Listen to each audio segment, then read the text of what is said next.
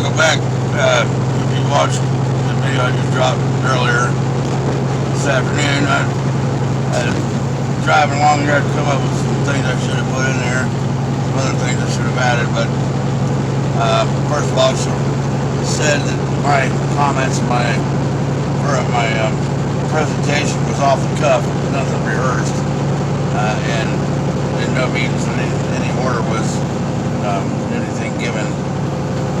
At the moment, what I seen what initiated the video thing was just thinking about everything and encompassing just what the hell is so hard about understanding what the world we live in. It's so easy to see. Stop, back up, look, take a look at the big picture. But anyway, I was introduced myself before the year-old truck driver, which is an identity, include to identity for the audience. I give you basically kind of an insight as to my background or where I'm coming from. Not that I identify myself as a truck driver, but as a newly spiritually awakened being who is on a journey that started out with the request of, or the idea of getting something, let's see, going through the means of one way to get something that I really wanted, thinking of something in the wrong way, and what it, actually, I'll be specific. I was homeless living in my Trailblazer in my little hometown there, and I just got sick and tired and looked on YouTube to see if there's any way to hack an ATM machine, to see if I can get some quick money, go get a room or go get something to eat and get out of this damn predicament. But you know what came instead? I've seen some bullshit videos on there. I tried some of them little stupid codes they had, and it worked. But then again, I didn't really, think that I was going to succeed at it anyway. I mean, nothing like that ever happened. But what it was, I was just uneducated about a lot of things, or broken education and broken pieces. They're just floating, in the idea realm of my mind that I've got at least a working knowledge, and at least I know that the judgment that I carry with me in my walk, I can at least trust as much as I've been through this thus far that got me here, being taught by the best. And I'll tell you, you want to learn something, you want to learn some good values, talk to your local biker. That's what you do. We'll learn about reality, talk to a biker. Anyway, in my travels, when I got from the Navy there, I didn't spend too much time in the Navy. I was basically, what I'd figured out from my past, from childhood, I've been to 10 different elementary schools, I've been to 3 different middle school, alternative school, 1 high school, graduated high school, joined the Navy out of high school, told you all that, but there was still a problem. I mean, the underlying problem was never resolved nor even confronted, close to being confronted. Well, what I've learned so far that I took the time at this point, from about 2 years ago, committing to fixing myself, using basically the principles and steps of the 12-step programs that cater to the obsessive compulsive behaviors, including the use of alcohol or gambling or sex or something that you can be addicted to. Well, using the 12-step program, the steps involved with it, really, I mean, they're actually, I mean, people say it's bullshit and hate it because sometimes the courts force them to go to these AA meetings. Well, if someone were to sit and listen to these steps and the principles, there's 12 steps of traditions, and do each one honestly, I mean, as brutally honest as you can, you would not believe the awakening you'll have, and the clarity that you have, and then being able to go back in your past and your childhood and figure out where these little examples and these little tangents in your upbringing came, and your thinking came that started screwing your life up. Well, when you're looking at yourself and you're not liking where you're at, well, you have to figure out where the hell you came from, and you have to also know how things work in order to fix them. So all this education came down the line at me. Law, I'm talking quantum physics, psychology, just basic history coming from different sources of. I'm talking all the way from ranging from the Moore seat, Todd Street Bay, a Pentecostal preacher from Cleveland, Tennessee named Perry Stone. Very good sources. An alternative quantum hypnotic therapist. Her name was Dolores Cannon. She's a very good source. And let's see. Jason Capital's got a really good program on. I mean, he's obviously in it for money, but that dude is scary, right? But some of these sources, but nevertheless, they came at me. The information came at me. This knowledge came at me. Instead of the money that I could have gotten out of hacking an ATM machine, which was way worth far much more than any immediate gratification would have paid off or would have done for me. Let me tell you something. If any of my family is watching this, I was given my granddaddy's name. Jack Richard Singerman was his name. Jack Willis Singerman was my given name. And with all with all my unaccomplished expectations as one or as a family would have of a child given a name such as mine, knowing the accomplishments my grandfather had come about. My grandfather was an awesome man. I mean, worked in Little Back Tower, just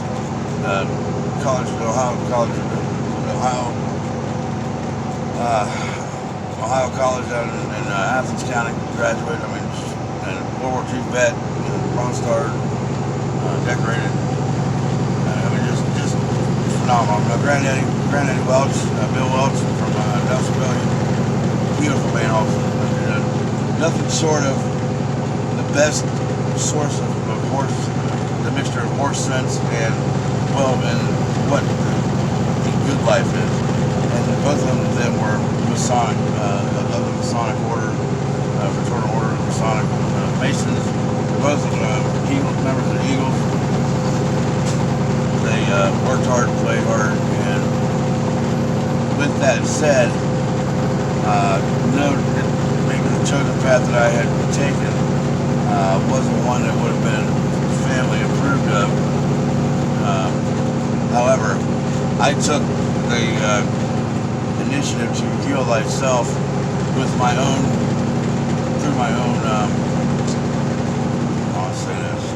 through my own research, my own education, when I was told through a source in which I trusted at the time I heard it, that we are capable of our own therapy. I said, well, in my mind, I'm thinking, well, if my granddaddy's such a great man. In fact, and of course, we put him on pedestal, but this man, my grandpa, was, definitely brilliant, and my whole family has a line of brilliance. So I took that confidence and maybe, some inheritance, genetics, that I had the capability of doing this, and I know that if they were alive today and I had a chance to sit down and talk to them about this stuff here, and this, not to go to college and everything wouldn't have made them proud, but I think learning the lessons that I've learned and being able to come out here and confess and the gratitude, and I can't put it into words like how grateful I feel being able to recognize some of this shit now that I could before, and the blessings that come left and right. It's such an awesome feeling. And what the hurt of it is that you take advantage of it. It's almost like a gluttonous feeling, because once you start seeing things for what they are, and accepting things and letting them go and just grieving them properly. You wouldn't believe like the weight of that's lifted off your shoulder and the clarity that you have now, because all that bullshit in the back, you know, the cloud of judgment before it's gone. Well, it's not. You put as much closure as you can to it, and you know, when you go through and you do a little research of your past and figure out what you got the power to change and which power you can't change.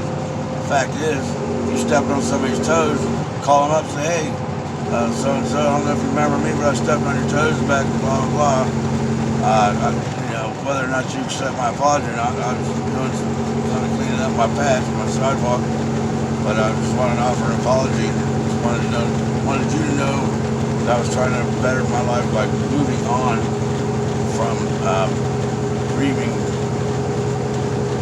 circumstances that took place and never got closure because I didn't know how, based on my emotional immaturity or lack of knowledge, or just down by conventional circumstance. But nevertheless, you know, making those attempts like that, and you can just decipher what you can and cannot change. The fact is, you can't control another person's reaction, and the fact that you're making the attempt to do good or to clean up, to repent, or to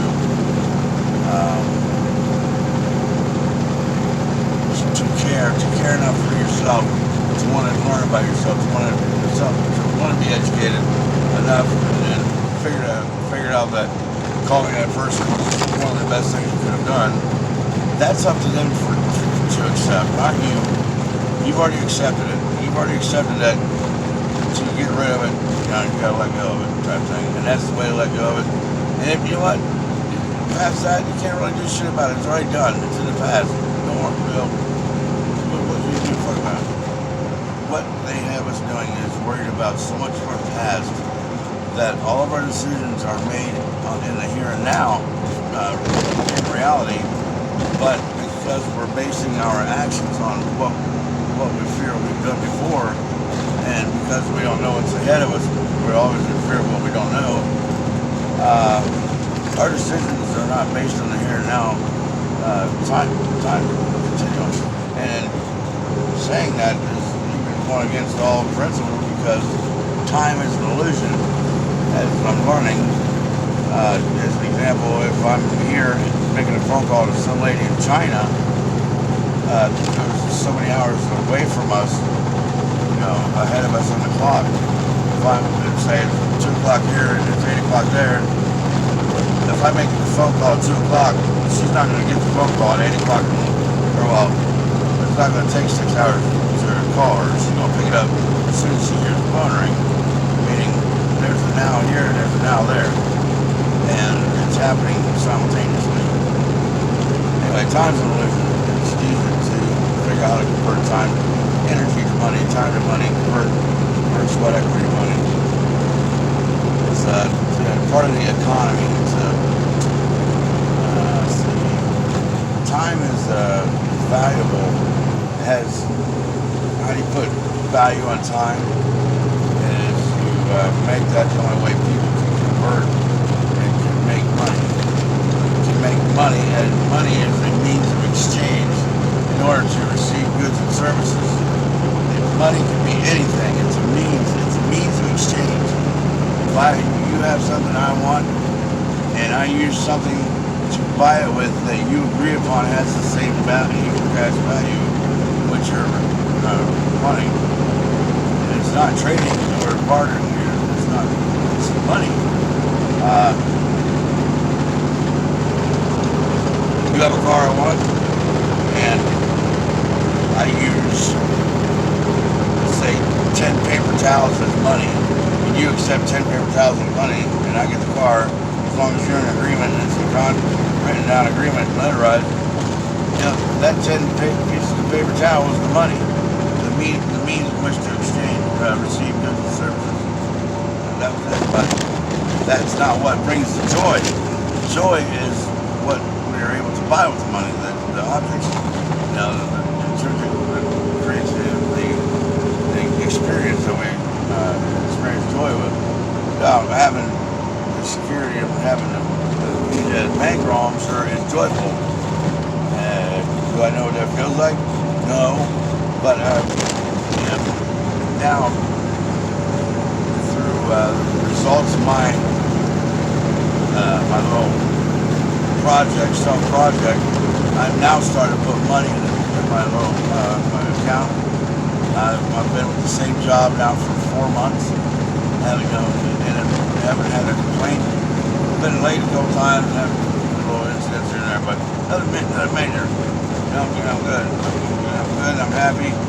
I'm in an abundant mindset, and am now at terms with this job here that has an antisocial element as such as it is, and it is a needed profession. I mean, this country doesn't move without trucks, that's for damn sure. But you know what? I'm done with it. I'm 20 years burnout, slow to death. 100 pounds over, 120 pounds overweight. You know, no social life. It's garbage, and it doesn't make sense to keep doing it and try to rationalize why. You know. But anyway, doors are opening for me. Local context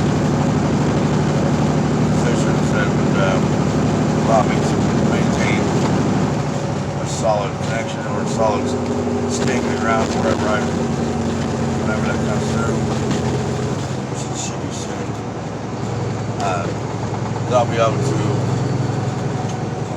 acclimate myself from the wild outlaw traveling style that I'm so I don't know how to put some of these words because it doesn't give any, it just doesn't give any meaning to it. It doesn't give any justice. Trying to express it's by traveling, right, and coming this far. Let's see, 26 years to figure it out.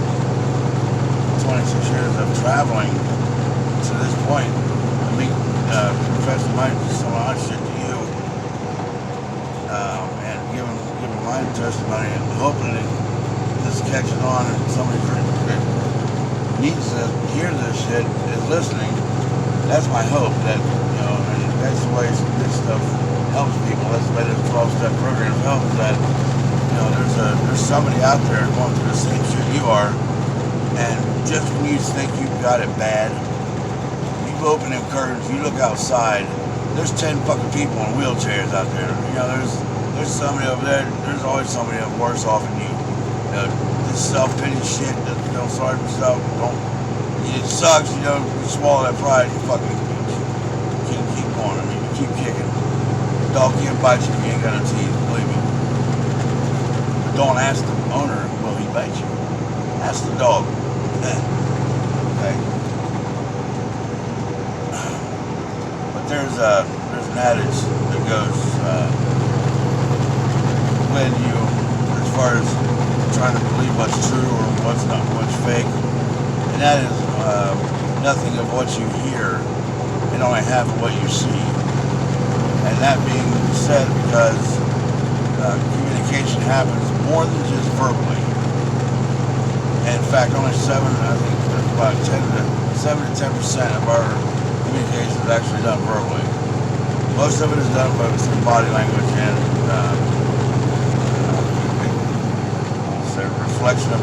reflection or a reaction to our projection, our projected self. Our reality is a result of the outward projection of our inward self. Therefore, if our reality is one that we're not wanting to be experiencing very fucking long, or it's a real shitty time, it don't change us from the outside. You don't change the outside of the shit, because that's a projection. That's a holographic, almost like a holographic image that we're perceiving physically.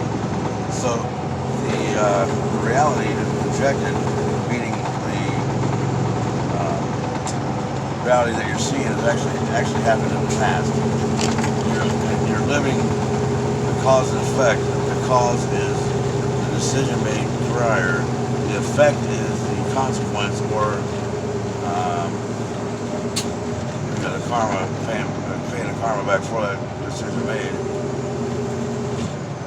And not to mention, the opposite is also happening in another dimension, that if you made a choice, or you did make a choice, the opposite of such is being lived out in another dimension. And in another dimension for that, I mean, it splits hairs so finely. And there's like infinite possibilities. I mean, it's of that happening. Anyway, I'm starting to ramble, but I just had a few things I wanted to add on to that last video through. And again, I'm not a PC. I don't mean to offend anybody using any company names or logo, trademark names or anything like that. I'm not out here to advertise for anybody. And this isn't paid. I'm not taking paid. I just have shit to say, and hope some people hear it. I'd like to have some specific topics to talk about and to elaborate on, because I've done some extensive research myself, just due to curiosity mainly, but also it was through the request, I mean, through my, pursuit of, something different than what I was doing, thinking that the ATM machine was the answer. Well, it sounded good. Again, what came at me, what the universe gave me instead of what I asked for, was this plethora of knowledge. And I'm telling you, it's some knowledge is not applied. You don't. My thing is, as a driver, I'm a commercial driver license. Holder, carrier. I cannot drive this truck on a public highway and make money without a license. It's illegal. And what happens is, when you commit to, or you qualify for this endorsement, because of everything to obtain the endorsement on your license, you have basically waived all your civil rights. I am a slave to the Vatican, the Queen, those who are in the Babylonian Admiralty law jurisdiction. They have control over my standing or status. I don't know what my, as far as commercial, or as far as maritime law, I can't go in there and claim to have a civil law standing. I don't think, because I'm out here standing on a commercial leg. I'm actually in transportation. I'm in a transportation activity. I am driving. I am hauling freight for money. Okay, on a public highway, which is illegal.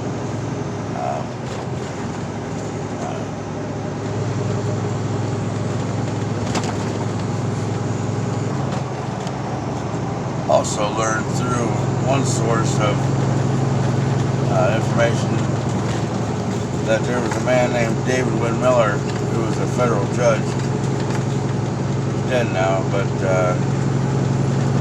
developed a system in which to verify or confirm the fact that contracts drawn up based on parts of speech, and a way to check a sentence, whether or not it's the sentence structure, whether or not the contract is binding or void based on the terminology used. And it's called quantum syntax, quantum grammar. What it is, we were taught 8 parts of speech in school. There's actually 10. He puts a number, he lists them 1 through 10. Starts out noun, pronoun, verb, adverb, all the way down the line, down to where you sign your name or something. And based on those numbers where they're listed within a sentence, in a paragraph, he'll put one of those numbers over each word, however it fits according to that list in order. And whatever the word is, that's out of order, usually it ends up being a math problem between the capital letter at the beginning of the sentence and the period at the end of the sentence. add those values up, the numbers that are above those words, and you should be able to. You should be able to add both ways and have it set way. The math problem proves that the sentence being read can be read backwards and frontwards and still say the same thing. That there's no bullshit involved when it's saying like the water runs under the bridge for the bridge runs over the water.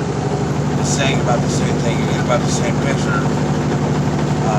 I didn't modify anything with the pronoun or adverb, adjective type thing, which is actually a commission of perjury, coloring the fact. Like, let's see. I got a black pen. It's got a little green tip. I've got a black pen right here, or I've got a pen, a writing pen. And if I hold it like this, guess what I got? I got a stabbing weapon. I got a weapon. But when the claim is brought, I've got an ink pen. But if I say, look, I've got a black ink pen. How many shades of black is there? If you have to modify a noun, which is a fact, you are changing the fact. It's called perjury. So when someone is telling you that they're giving you a modified version of, but why not just have you here in the pen? Well, it matters so much in the mind of the receiver as to what kind of pen, what color pen. It's a black pen. You know what I mean? They have to have something to relate to, something familiar to relate to. And what is familiar in our life is conformity to the corrosion of conformity that lies in each of our minds. That the black, regardless of the pen, is referred to as black, and everybody knows what black is. This ain't black. Well, anyway, but the point is, he claimed that there was never a country that went to war over a math problem. Math problem is one of the hardest subjects on the planet for a human to wrap their mind around, because it is an absolute. You can't argue 1 + 1 = 2. You can't argue the equation, the product, but numbers plus numbers equaling a certain sum or total, or whatever the mathematical process procedure you're taking, whatever the quotients and whatever the problem would be, you can't argue what it equals. You know what I'm saying? The black and white, it's like real cut and dry. You're either right or wrong. There's no ifs, ands, or buts. So, which is why it's so hard on our children, and why they dread to switch, because we're trying to create order in ourselves and try to learn about that corrosion through jaded vision.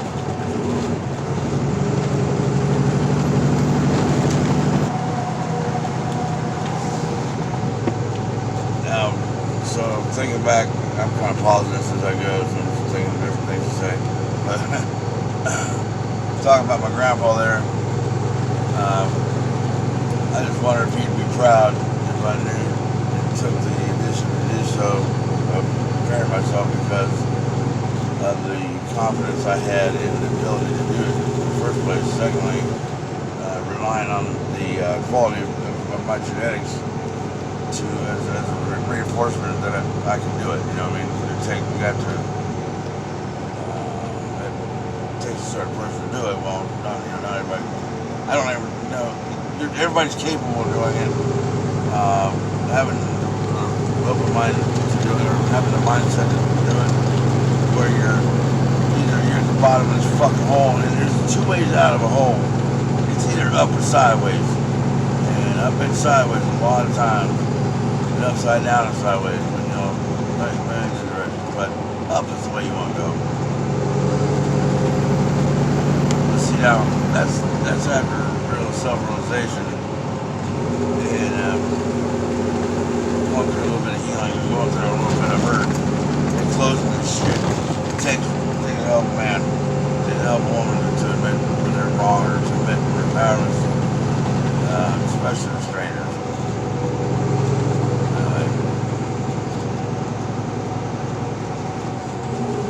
That's about it. I'm gonna hang it up now. So I got some construction up here and just picked up my load and heading to Texas. I'll be there tomorrow night. I'll talk to y'all later.